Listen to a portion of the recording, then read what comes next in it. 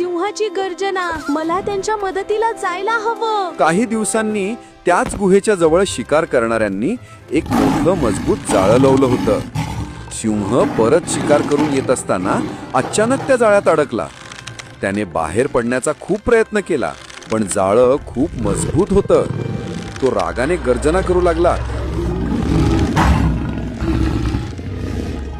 सिंहाची ती मोठी दुःखी गर्जना संपूर्ण जंगलात पसरली.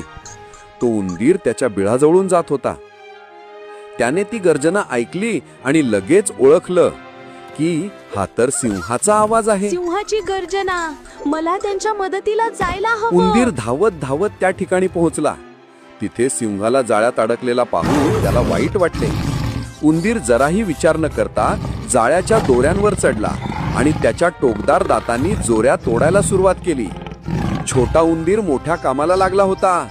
त्याने जाळ्याच्या मुख्य दोऱ्या एका पाठोपाठ एक कुरतडून तोडल्या. काही वेळाच्या प्रयत्नानंतर जाळं तुटलं आणि सिंह त्यातून बाहेर पडला. अरे देवा, उंदीर, तू मला वाचवलं. मी मूर्ख होतो. मी तुझ्यावर हसलो होतो. महाराज, मी माझं वचन पाळलं. मी तुमचे माझ्यावर असलेले उपकार फेडले.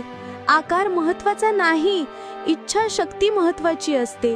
आणि तुम्ही मला जीवनदान दिलं होतं, म्हणून मी तुमच्यासाठी त्या धावलो. दिवसापासून सिंह आणि उंदीर चांगले मित्र बनले.